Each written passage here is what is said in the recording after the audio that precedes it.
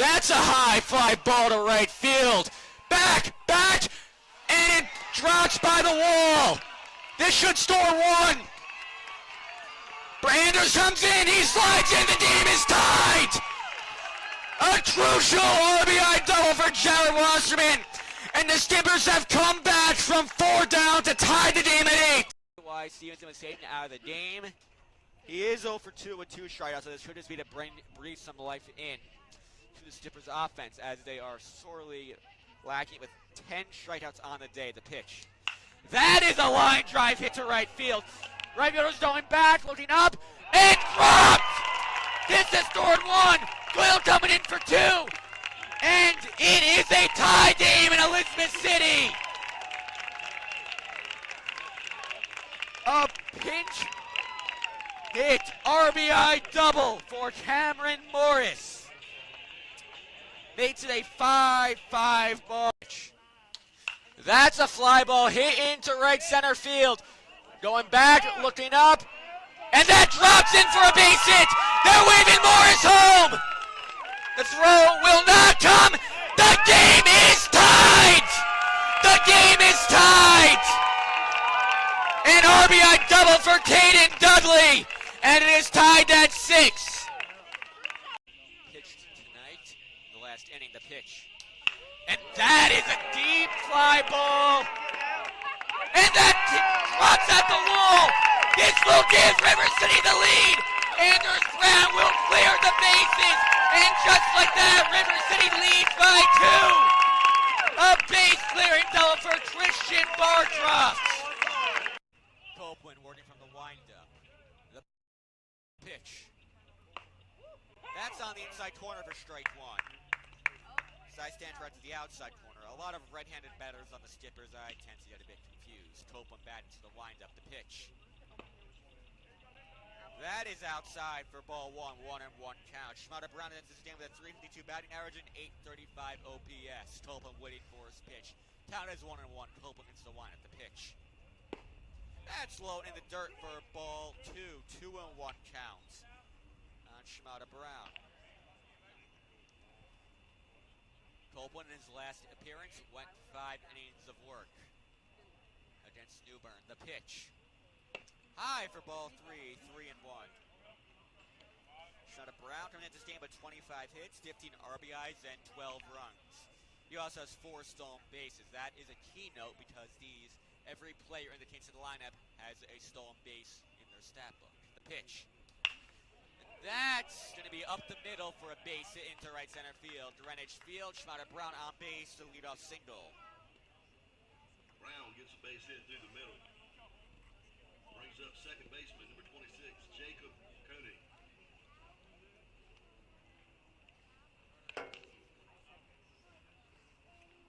All right, we are setting batter in. Jacob Koenig playing a second base today. He's in the right-handed batter's box. Copeland now dealing from the stretch. Christian Bartroff playing very, very close to first base. The pitch. That's all strike 1. This one on the inside corner, that right-handed batter's box. For a lot of Skippers pitchers, that right-handed area, the right side is almost a sweet spot. For a lot of pitchers in this Old North State League, that right-handed corner is a sweet spot. Picked off attempt, not in time. Skippers knows to be smart on the base pass. This Kingston team likes to run. Schmatter Brown. Jacob Koenig has quickly, and leaped by Dudley. Brown gets back to first with no double play. Caden Dudley with a leaping catch to get Koenig out. First out in the first inning. Next up to bat. Those are one of those plays where it's an amazing steal by the defense, but bad luck by the offense. Now Jeremiah McElmore comes up, number 42, into the right-handed box. He's the first base in tonight's game. Schmatter Brown out to a decent-sized lead. The pitch is low for ball 1. Christian Bartroff, just as he did during the Tony at-bat, playing on first base. And is a 1-0 count on McElmore. McElmore has a 227 batting average. The pitch is low for ball 2. 2-0. That one low in the dirt. 2 low pitches, 2 called balls. And we have Santos and Bibb playing in the double play position. Santos playing in between the infield and outfield grass.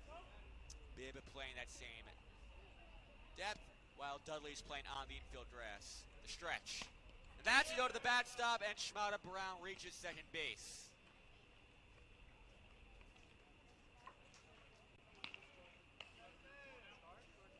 On the wild pitch, it's ball 3 and a runner on second base. 3-0 here. Mountaineer 10-2 University, Mount Olive. 227 average, 682 OPS, and 15 hits is his stat line coming to this game. I'll back at first. That's when you were a lifeguard. Stretch, the pitch. Called strike one, no free rides to first base. 3-1, 1 out here. This top of the first inning, score 0-0. Mountaineer also has 16 RBIs, 14 runs scored. On his stat line, the pitch. That's it into the outfield. Caught by Cameron Morris, route number 2. And Cameron Morris on the Shmata catch. Brown will stay on second base. Cameron Morris with the catch in right field. And there are 2 outs away here in this top of the first inning. And this brings up Cameron Turner, the third baseman. Cameron Turner is someone these Stippers players know all too well. He had a walk-off home run against Stippers on June 17th. That game was at Lenore Community College, where the Canes and Windmen call home. Copeland into the stretch, the pitch, and that's a fly ball hit into left field. Irwin looking back, looking up, and that one's going to be on the wall, bounces in. 1 run will score, and it is a 1-0 Kingston on the RBI double by Cameron Turner.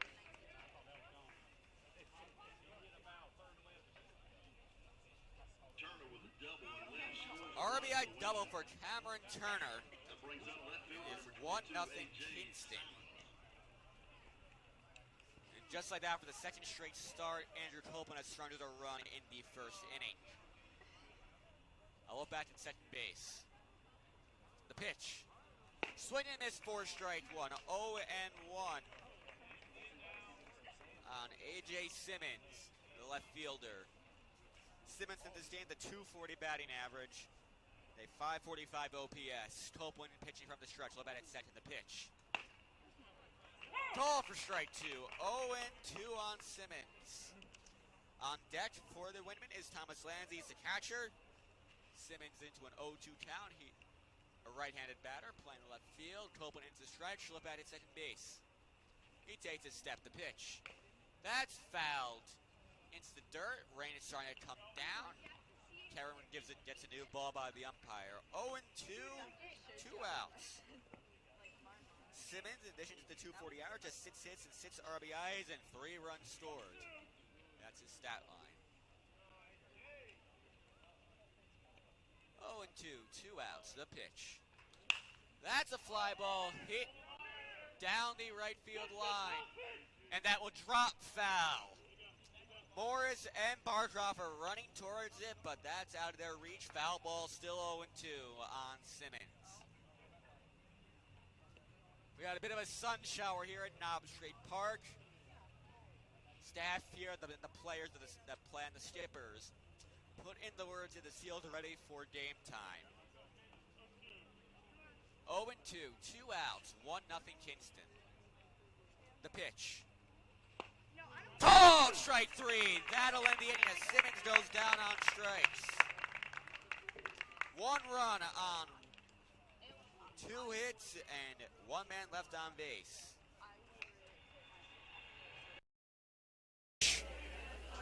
Swing and miss for strike 1. 0-1 count on Brown. Langley had arrived to Edenton the other day, about 3 hours before his first game, and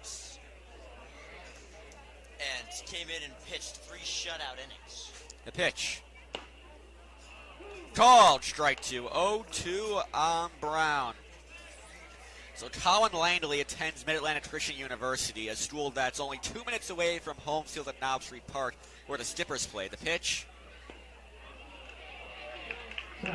Yes, he did. Called strike 3 on Anders Brown. He is down on strikes, and we go to the top of the order.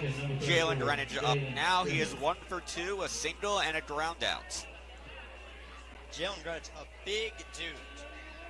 Big dude.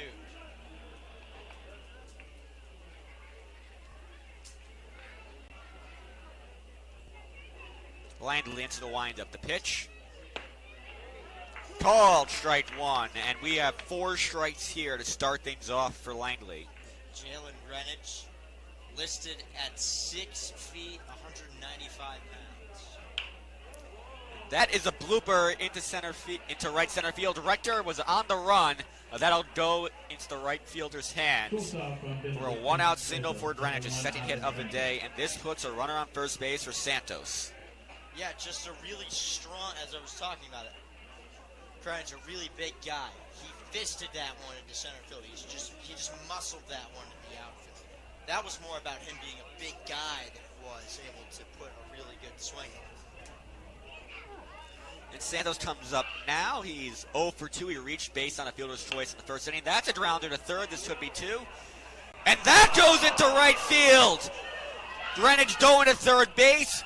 He will be in there without a throw, and the Stippers have runners at the corners with 1 out. And there, if you're Brady Williams, take your time and make the play to first. I get that you're trying to get the lead runner with Greenwich as fast as he is. That causes you to rush and speed up your throwing mechanics a little bit, which leads to plays like that. You can't have plays like that, especially since now it's runners at the corners with 1 out. Actually, there's only 1 out, so a ground ball by Dudley could undo all the damage. It looks like Berg trying to send a message to the infielders. Looks like trying to give up some kind of sign. Just the defensive line, defensive play. Looks like Bowser's Rector playing that double play position. The pitch. A bunt attempt. They're not going to send Greenwich. Now they're going to send Greenwich. The throw. Not in time. The game is tied. And Santos advances to third base on that play. An RBI sacrifice bunt for Caden Dudley. Designated hitter from Maryland Nation score number 38. Really good base running there from Ivan Santos to go ahead and steal third. While the defense wasn't looking, he just swiped third. It's not necessarily a stolen base in the scorebook, but it certainly serves the same purpose. I'm also going to add really smart judgment calls by both Coach Toe Giovanni and by Jalen Greenwich. Not running initially on the bunt, running once they decided to go to first, and beating the throw. And that is low for ball 1 on Doyle McNew. Looks like the bat Doyle McNew was using is really small. Again, he's a big guy, so it could be a 32, 33 that he's swinging, or even a 34, but just because he's so big, it could look a lot smaller. That's on the outside corner for strike 1. We've seen a lot of right-handed batters. I'm just a bit used to it. Right, 100%. But 1-1 count on McNew with his first home run here at Historic Hits Field. And that is up the middle for a base hit. This will give River City the lead. RBI single for McNew. Left fielder from Showan, number 10, Noah Simpson. Santos came in the store, and it is now 2-1 River City. If memory serves me right, this is the first lead the Skippers have had over the Steamers since that top of the first inning back on June 1st. Correct. You are correct. The pitch. High in it outside for ball 1, 1-0 on Simpson. So Simpson out of Chowan University. Usually catcher, but today playing left field. The pitch. Foul back for strike 1, 1-1 count. Chowan University, not too far. Now, a lot of players from Chowan from each side here. Absolutely. No shortage of them in this division. Simpson comes into this game with a .333 average. He struck out and popped out in this game so far. That's outside for ball 2, a 2-1 on Simpson.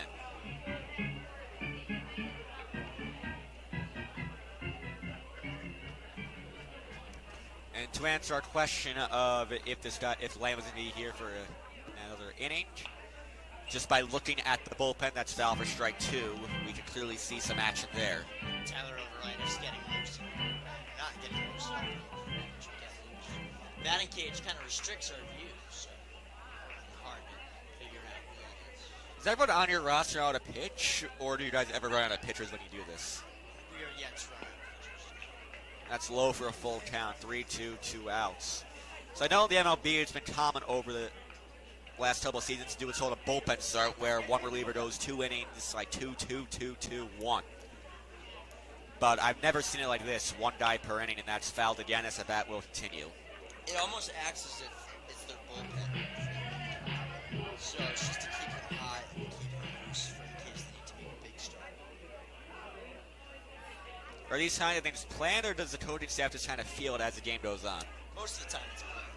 Most of the time it's planned. Dan Tucker has his hot list so everybody knows who's going next day.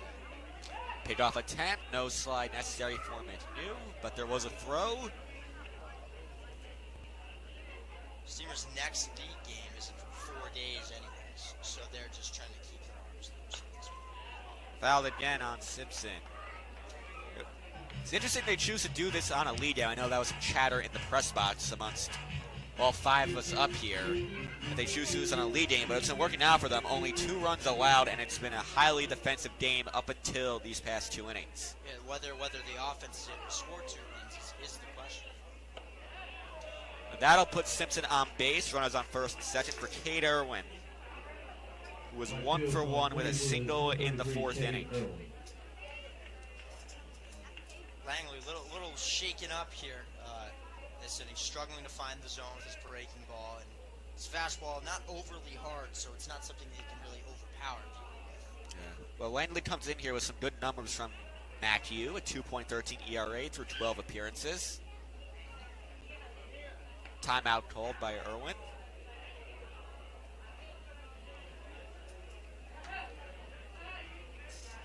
I'll look back at second base.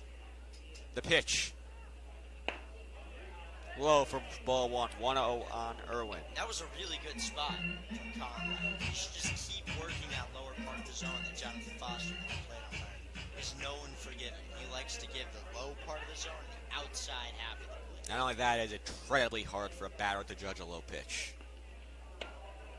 But that one was not low, rather high, so it'll be ball 2. I know that because in a lot of Skipper's game Friday, Tanner Simpson, who was a starting pitcher, threw a lot of his pitches low. A lot of them were called strikes. Yeah. The Drillers pitcher is a non-lead game. That's a swing and a miss for a strike 1. Had a similar sort of style. Right. Very hard, both sides for batters to judge. What was to be called, what wasn't. Yeah. It is a lot harder because you always think that pitches are lower than they are. Yes. So it's hard to judge it, especially when it's low. A little back at second, the pitch. Foul for strike 2. 2-2 on Irwin. Langley works quickly and works aggressively. He has these results. He generates a lot of foul balls. So if he needs to just keep moving, he needs to keep things rolling.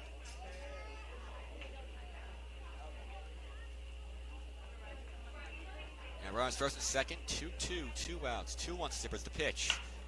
Fouled again. 3 foul balls on this at bat. So another fastball there from Langley and a good defensive swing by Cade Irwin. Nearly put it in play. Nearly got it as a fair ball. Yeah, nearly fair, and one trivial fact in this game so far. The last at bat to go more than 3 foul balls is Mitch Nichols, now is a strikeout. So history is on the side of the home team for this. Most things in baseball do tend to favor the pitcher. True. The pitch. That is a fly ball hit to right field. Looks like Sparge on it, and will make the catch to end the inning. But not before River City can score twice. They now lead 2-1 heading into the bottom of the 5th inning. Silver Honda Pilot. That's the Silver Honda Pilot. Tag number HC-H2756. Need you to report to the Industrial Customer Service Desk. Sam thinks you have the dirtiest car in the parking lot. Because Sam's such a good friend, he wants to give you a coupon to free car wash.